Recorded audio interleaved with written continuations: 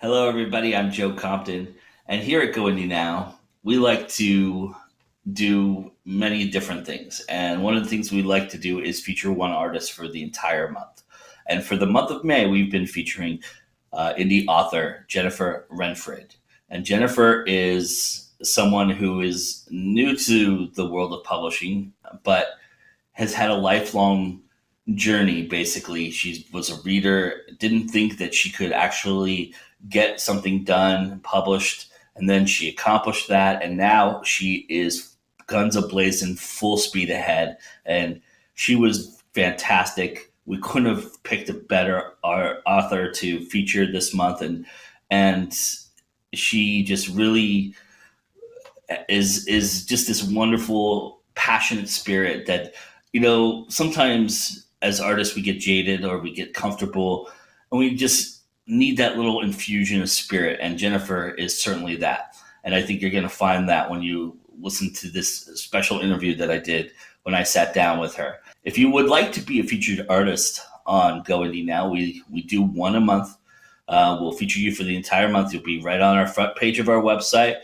We'll do everything we can to make sure that everybody has heard of you and gets to see you and gets to know you.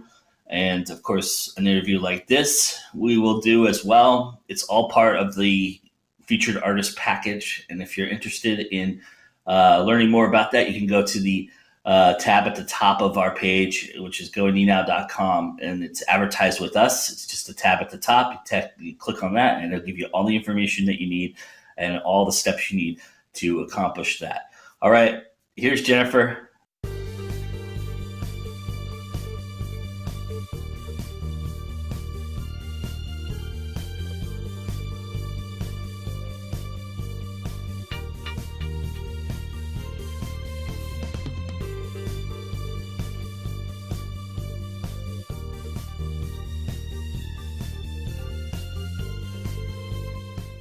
Jennifer, you're someone who, at an early age, always loved and immersed themselves in books, but the writing aspect of it took you till adulthood to get into it. So, as adults, we tend to get comfortable, establish patterns. So, how did you break that comfort zone and decide that you're going to do this and write? Yeah, it took a while, but throughout like high school, I tried my hand at short stories. I always knew I could at least try a short story, and I couldn't get in the zone. I couldn't get a flow going, and that always kind of put me off of writing a book because I mean, if I can't write a short story, how can I write a novel? And it I don't know. I just didn't think I could do it, and I was actually watching Daredevil, and I'm a big Batman fan, and I get a little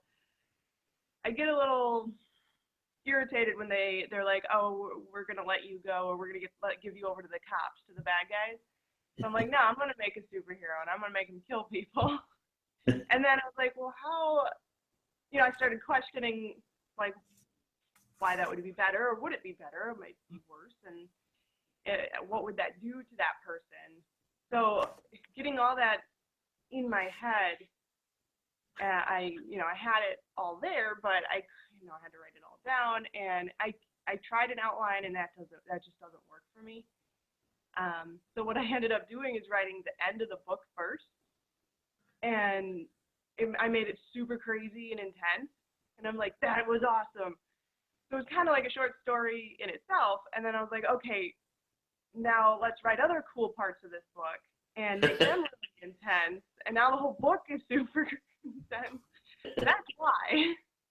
But I then just filled in like the slower parts and got the characters from the beginning to the end after that, and that worked out really well, and that's how I wrote book 2, and book 3's ending is done. You tend to explore duality pretty well, and deciding to write from the other side's perspective. Why did you choose to go that direction?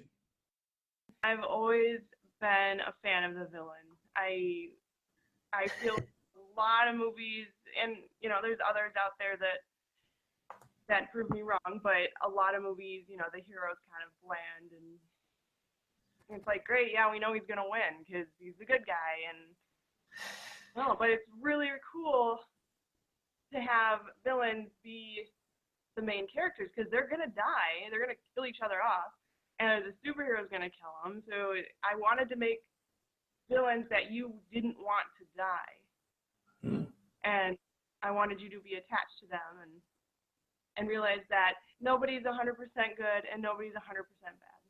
Did you have the idea that this was going to be a trilogy from the start, or did that come later? When I started writing it early on, I knew that the first book, well, basically it wasn't going to hold everything I had planned unless it was going to be like 1,000 pages. And I wasn't supposed to, so like you have, when you submit to publishers, which I did for a month and a half, and then I gave up and I just did it myself. But you have to have a specific word count for your debut novel. You can't go over, I think it was 80,000 words. And before I got it revised by the second editor, it was like 121,000 words. So I had to cut a lot too. And so I was like, okay. So I at that point I knew I was gonna make more than one in this universe. Your plan, because most people who don't know, you're a multi-talented artist, and your plan is to eventually turn, I don't know if it's Grim, I think it's Grim, into a graphic novel, correct? Yep. Did you ever think about just going that route and not producing a narrative novel? Part of me did, because my target audience are people that go to gaming conventions and Comic-Cons, because I love going to them. So part of me did, but I knew that would be way more expensive and take longer. So I'm still planning on doing that and the RPG. But yeah, I wanted to do especially because I don't know how to make an RPG and I don't have the talent to do the art for the graphic novel. I'll have to hire people and, do Kickstarters and all that stuff. So that's going to take a lot longer too on that end. Graphic novel, are you going to rehash the story? Is it a retelling, or is it a continuation? Is it an offshoot of a different story? What is your plan for that? The main ones, I'm going to have it as a retelling. And I do have ideas on offshoots as well once it's all done. Nice. Kind of like how I sent the second book to the editor, and while I'm waiting for that to come back, I started writing another book, and it was gonna be so I have the prequel, which is like 5 chapters. It's a short story, and I was like, oh, I'll do something like that while I'm waiting. But now it's like 30,000 words, and what I ended up doing with it is it's top secret. So this is the first time I'm telling anybody about this, but it's called Dawn of the Wraith, and it's a grim origin, and it's basically a retelling of grim ambition from Jackson's point of view in first person. So it's all the things that when you were reading Sean, because he's blind, he can't really see what's going on, but you kind of had Jackson and, what's going on with this dude? Why is he so moody? Now you'll find out why. So I just want to keep putting these things out, and yeah, I think the graphic novels, I'll have a few offshoots as well. I hate to tell you this, Jennifer, but you are an author. You've become an author. You're a writer. You're doing. I mean, you've got the bug. You're everything is just flowing now, and it's awesome. It's really cool to see.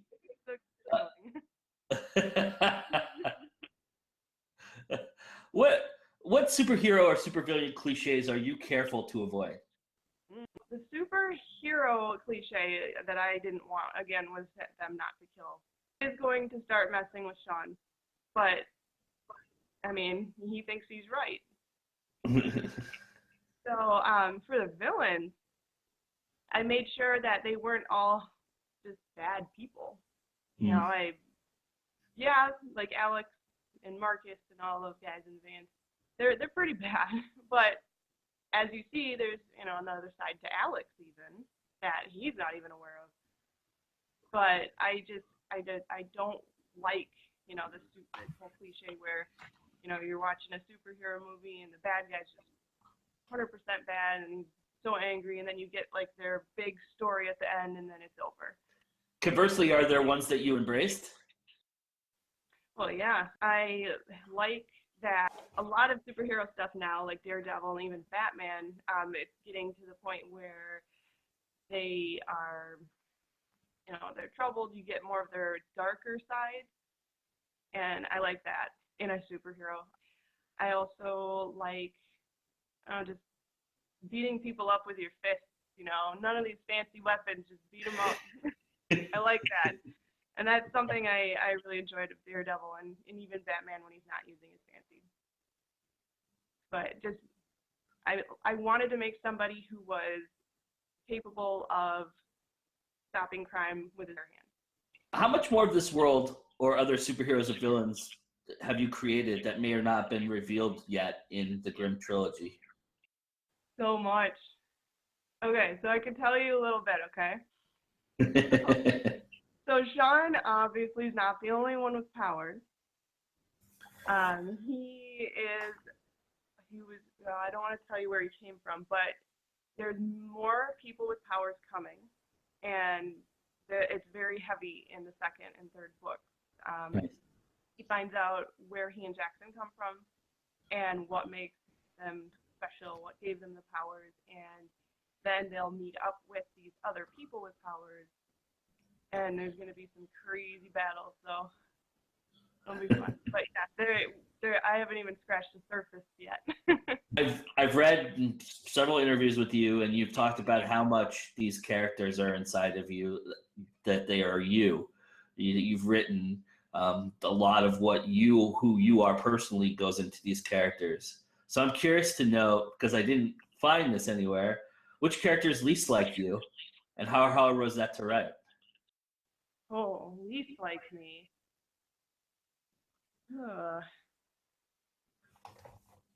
I would say in Grim Ambition, the least like me would probably be Sean. Because he's very, you know, he's always just goofing off, and he's always just so optimistic about everything, and runs into his fights, and he doesn't give a crap. He might get shot. He doesn't care. I could never do that. But he was easy to write though, because he has my sense of humor. Kind of. He's, you know, I would just have, you know, Jackson or Emma say something, and then I'd just say what I would say back to them. So that was nice. But yeah, figuring out like how he would get out into and out of situations was harder for me than the other characters. Now, subject matter like yours tends to have just a little bit of a following or a gathering of fandom. It builds and builds. How much from these voices will you consider in terms of making choices of where to go in the future with these characters? I know that the Grim Trilogy is probably already set in stone, and you're probably going the direction you're going with that no matter what. But are you tempted to take feedback from fans and see if you can create what they're hoping for? Oh, sure. I use a lot of fan feedback, especially from betas and, you know, people who have helped before the book was released. I mean, I use a lot of their ideas, and they help me a lot, and that's also another thing that keeps me driven to continue. I'm fine. I've got people in the book that helped me. So Nate the driver is one of the beta readers. He asked to be in the book, so I wrote him in. So I've got another, you know, the character art. Someone helped me, or some people helped me. They dressed up as characters for my book release parties, and one of them asked to look like one of them for character art, and I'm like, sure. And I'm like super laid back. If you've got ideas, send them to me, because like I said, the third book's not written yet, so if you want to be in it, let me know. If this takes off like you hope it does, and we all hope it does, Would you be okay if this was the only world that you would ever have to write in? Yeah, Yeah. yeah, yeah. I am 100% invested in it, and it's, like I said, it's my life, and I feel like it's my purpose to get it out there. So Awesome. I'd be totally fine with that. You recently attended your first Comic-Con book festival as a vendor. What Mm-hmm. lesson did you take away from that experience that you'll apply to the next one? Oh, bring people to help. Books are heavy, and it takes a lot of time and effort to set your booth up if you have a lot of stuff. My brother went with me, and I'm very grateful for that. And it was nice to have the help because I could not have done that by myself. And it's also nice when you have someone to watch your booth if you have to go to the bathroom and you don't want people to steal your stuff. So If you can, but if you could, maybe describe the feeling of selling that first book, opening it up and signing it. What was that like for you? every time I sign it, I feel it. It's really it's a good. Now you put the writer on the spot. Thanks. It's very it's uplifting, and it gives me more ambition to do more. Right, yeah, nice. It makes me want to keep going. It gives me a lot of drive. Feel like that experience connecting directly to the reader, there's nothing like it. There isn't. There really isn't. Because the reason I kept going too, when I wanted to give up over and over, are the people that have read the book already. So the beta readers and editor and, but being able to talk about these characters that I created that I really, really care about, just having other people come up to me and say, "Oh my God, Alex is so crazy! I can't believe he did this," and and it's just like having my creation public now is just that's probably the best feeling of all of this, is having people come up to me, and I always encourage them, shoot me a message, tell me what you think of the book. I don't even care if you hate it. I just want to know what you thought. Love about being indie. Oh, the control. I have so much control. Nobody can tell me I can't do what I want to do. I know it's way more work. I have to go to each place and try to pimp my book to get them to sell it. I have to go to all these conventions. I have to, get people to help me and ask for favors, and it's worth every minute and every penny. I don't want to give up the fact that I might, be in Barnes and Noble, which I might still be able to do. They're starting to sell indie authors now, so. Yeah. But I mean, if I had gone the traditional route, one, it would have taken a lot longer to get my work out there. But then two, I might not be able to do the graphic novel or the RPG as quickly as I want, or even at all. I mean, and Right. they'll even make the cover themselves. I'm like, nah, no. The more I heard about what I'd lose, I was no. What has writing and publishing taught you about yourself that you didn't expect? That's funny you bring that up, because I had said that I didn't think I could write a book, and I was just like, whatever, I'm never going to be able to do it. But now, I did not expect that I would have the drive and the just the goals that I have now, to be able to get them complete and get this done. I did not expect graphic novels. I didn't expect, an RPG. I don't even know how to write an RPG, but it's gonna happen. But Nice. just I don't want to sound high on myself, but I impressed myself, basically. Not only did I show myself that I could do it, but then I went above and beyond and did more than I ever thought I could do. So yeah, no. But and it's still going. I still have ideas. I'm thinking I was talking to someone earlier today about a line of homebrewed beers named after the character. It's never going to stop, and I don't like doing random, boring, like, not boring, but the typical stuff that you see, like, hey, come check out my book signing, and I'm going to be there signing a book, and then I'm going to go home. I want you to remember it, so it's going to be super crazy and unique. So let me ask you this, because it is, kind of the perennial superhero thought. Do you, Jennifer, believe in destiny? Oh, I do. Yeah? I do. Yeah, I do. I think we're here for a reason. I don't know what it is, but I think, we definitely have free will and the ability to make our own decisions, but I still think that we're here for a specific reason. And I think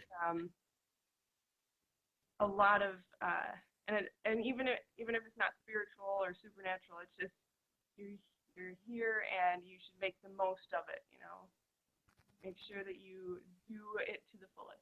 All right, so complete the sentence for me. A supervillain's greatest strength is... Super villain. Oh. I would have to go with belief. Nice. Because you have to really believe in what they're doing, because I'm not going to lie, it's obvious what you're doing is wrong. You know what you're doing is wrong. But you believe in so much that you're going to do it anyway. And that's what makes you a villain. Nice. So, who's been your superhero in your journey? My dad. Definitely. Well, he's the one who got me into reading when I was like 2. And we go to bookstores and just sit and read. And him and my mom always said, you gotta write a book, And then there's that. No, I can't do that. That is way too hard. But the whole time they're still saying, you gotta write a book, you can do it. So, yeah, definitely my dad and my mom. Was he excited to get a copy of Grim Ambition? Yeah, they actually got they sent me a selfie, which they never do. And we're holding up their copies. My mom, my dad, and my brother. We're all Nice. holding up their copies, and you can just see they're like. That's fantastic. So when can we finally get number 2? When are we going to have it in our hands? I'm not gonna lie, guys. There's a lot of edits. The story is not, I hope, is not going to change as drastically as book 1 did. So Grim Judgment, we're just doing more of the editing and making sure it's perfect, hopefully. And I'm shooting for the book 2, so Grim Judgment. I'm hoping to get out by Halloween. Nice. I also want to get Dawn of the Race out by then too. So, book 2, Grim Judgment, will come before Dawn of the Race. So hopefully, maybe even on Halloween, we'll see, for Dawn of the Race. But Grim Judgment will be out before then. My editor's probably, if she watches it, she'll be like, Jen, you can't say that. Stop doing it. Damn it, Wendy, I'm done. Thank you so much for letting us feature you this month. It was fantastic. We love this story, and we're very excited for you, and hope for the future is bright. And congratulations on all your success. Thank you so much. I really appreciate it.